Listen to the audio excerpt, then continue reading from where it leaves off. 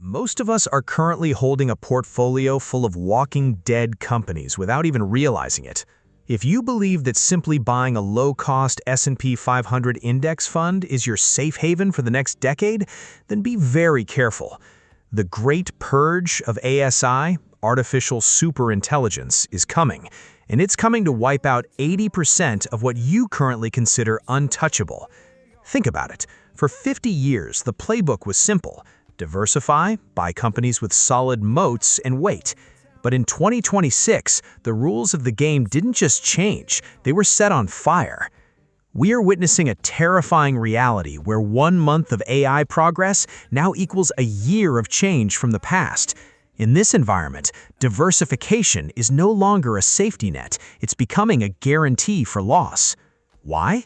Because the old moats, brand loyalty, distribution networks, even regulatory barriers, are being hollowed out from the inside by a new species of companies, the titans.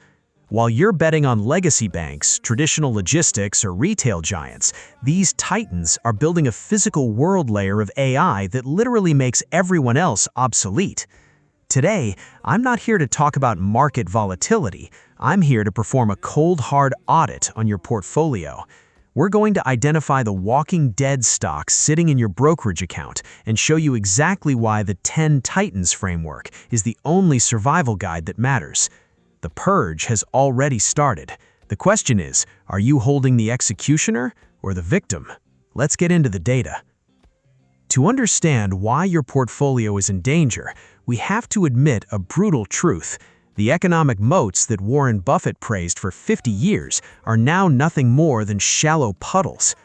For decades, the value investing playbook was the gold standard. You looked for a moat, something that protected a company from competition. Maybe it was a world-class brand like Coca-Cola. Maybe it was a massive network effect like Visa. Or perhaps it was high switching costs like Microsoft Office. The idea was simple. Build a castle behind a moat and the cash flows will compound forever. But here is the cold shower for 2026. AI is moving so fast that it's essentially evaporating these moats overnight. We are currently living through a period where 1 month of technological change today equals an entire year of change from just last year. Think about the gravity of that. Let's look at the brand moat. Why does Coca-Cola have power? Because for a century, they spent billions so that when you feel thirsty, your brain triggers a specific neural response to a red label.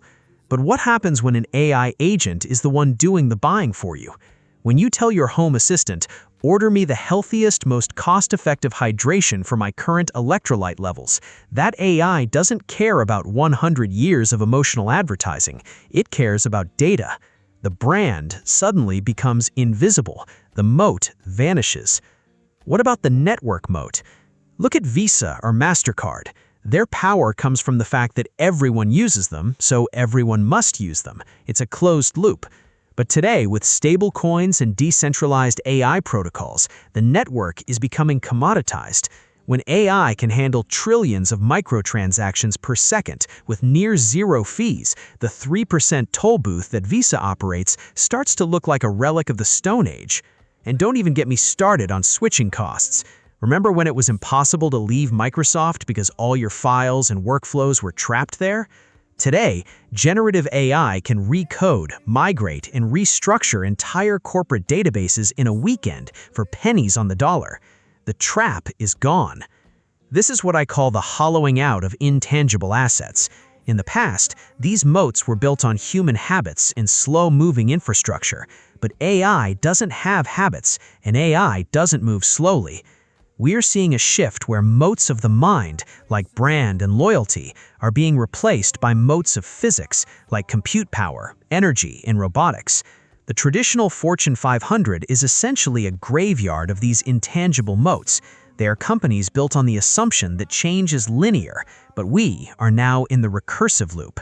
If a company's primary value is, "we've always been here," or "people know our name," they are officially part of the walking dead. They are being hollowed out from the inside. Their margins are being squeezed by competitors they didn't even know existed 6 months ago. Competitors that don't have offices, don't have thousands of employees, and don't have legacy costs. If you were holding these names because they were safe in 2015 or 2020, you are making a dangerous bet on a world that no longer exists. You are holding a map of a city that has already been redesigned. But it's not just that the old companies are dying, it's that a new species is taking their place, a species that doesn't just use AI, but is AI at a structural level. These are the companies that are not just surviving the purge, they are the ones conducting it. So, if the household names are the walking dead, who are the ones actually holding the power? Who are the players that have managed to build a moat so deep that even ASI can't jump over it? To find that out, we have to look at the list of the 10 titans, and specifically the ones that are moving from the digital world into the physical one. Because, as we're about to see in the next section, when the moats of the mind fail, the only thing that matters is who owns the chips, the robots, and the power grid. Let's look at the hit list. If the household names are the walking dead, we need to look at the hit list, because according to the 2026 Goldman Sachs Tech Shift reports, the purge isn't coming for the weak, it's coming for the established. First on the Walking Dead list, traditional banking and finance. For over a century, banks made money on the friction of moving capital. They were the gatekeepers of credit and the masters of the payment rails. But in 2026, that friction is being lubricated by ASI. When an artificial superintelligence can analyze credit risk in milliseconds with 99% accuracy, why do you need a bank with thousands of loan officers and massive skyscrapers? More importantly, look at the rails. Stablecoins and decentralized AI protocols are replacing the legacy payment systems. When the toll booth vanishes, the bank's profit margin vanishes with it.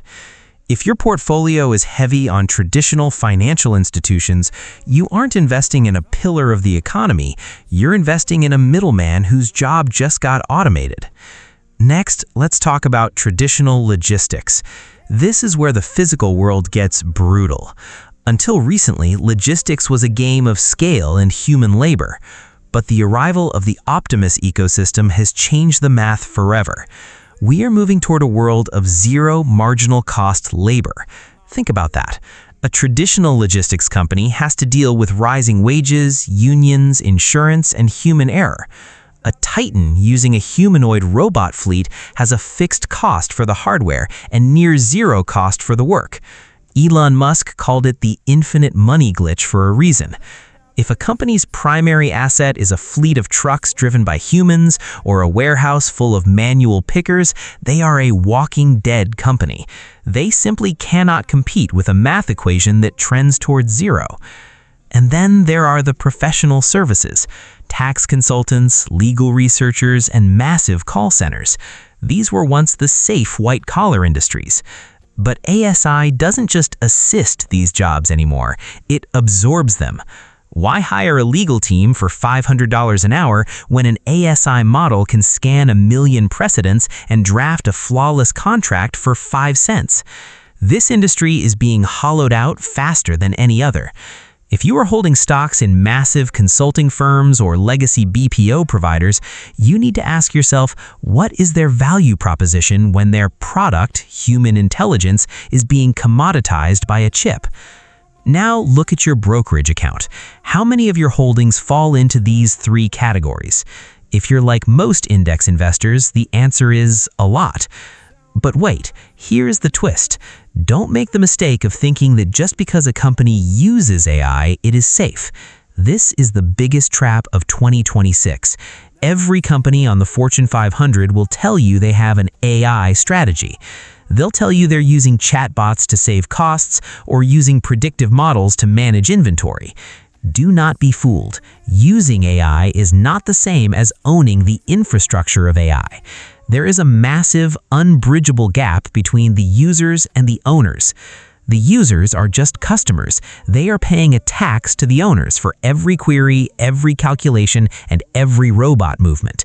Most of the Mag 7 names you know and love are actually fighting for their lives to stay on the right side of this line.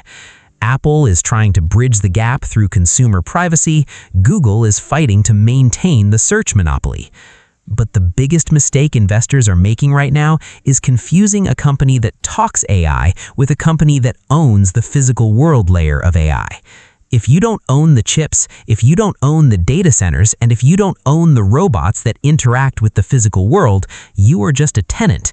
And in a world of ASI, the landlord takes everything. This brings us to a critical realization. Not all titans are created equal. Even within the elite group of the Mag 7, some are still just software plays. But there is one specific entity, a convergence of two companies run by the same mind that is doing something no one else is even attempting. They aren't just building software, they are building the hardware of the future. But before we dive into why Tesla and SpaceX are pulling away from the rest of the titans, we need to talk about the survival audit. Because before you can find the winners, you have to know how to purge the losers from your own life. Let's look at the three-step framework to see if your portfolio will survive the end of this decade. Now, I don't want you to just sit there and feel the weight of this great purge. Fear is not a strategy. What you need right now is an exit ramp from The Walking Dead and a roadmap to the Titans. That's why we're performing what I call the ASI Survival Audit. This isn't your standard financial ratio check. We aren't looking at PE ratios or dividend yields. Those are trailing indicators of a world that's dying. Instead, we're going to run every single stock in your portfolio through three ruthless filters. Filter number 1, control of real-world data. Ask yourself, does this company own the bridge between the digital and the physical?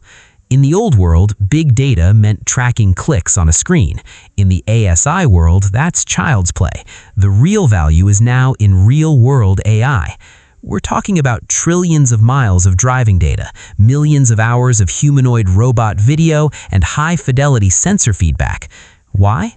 Because an AI can learn to play chess and write a poem in seconds, but learning to navigate a cluttered factory or a chaotic city street takes physical experience. If your company only lives in the cloud, if they only deal with text, images, or ads, they are vulnerable. But if they own the cars, the robots, and the sensors that feed the ASI brain with physical reality, they have a moat that is 100 times deeper than anything we've seen before. If they don't own the physical data, they are just a tenant on someone else's land. Filter number 2, power autonomy. This is the one everyone is ignoring, and it's the biggest bottleneck in human history. ASI requires an ungodly amount of electricity. Right now, the hyperscalers are fighting over the Earth's grid like starving dogs. Microsoft is restarting nuclear plants. Google is scrambling for small modular reactors. But here's the audit question. Does the company you own have a path to energy independence? If a company is reliant on a fragile, aging, and heavily regulated government power grid, they are at the mercy of the state and the NIMBY protesters. This is why SpaceX is a game changer. By moving the data centers into orbit and powering them directly with 24/7 solar, they've bypassed the Earth grid bottleneck entirely. They don't need permits, they don't need cooling water, they just need the sun. When the grid fails on Earth, the orbital data centers keep training the models. That is power autonomy. If your company doesn't have a plan for power, they don't have a plan for growth. Filter number 3. The ASI replaceability test. This is the hardest one to hear. You need to be honest. Take the core product or service of the company you own and ask, can 80% of this value be generated by an ASI model and a humanoid robot fleet for 1% of the cost? If the answer is yes, then that company is a legacy player waiting for the lights to go out. If a bank's value is processing paperwork, gone. If a logistics company's value is moving boxes with people, gone. If a consulting firm's value is writing reports, it was gone yesterday.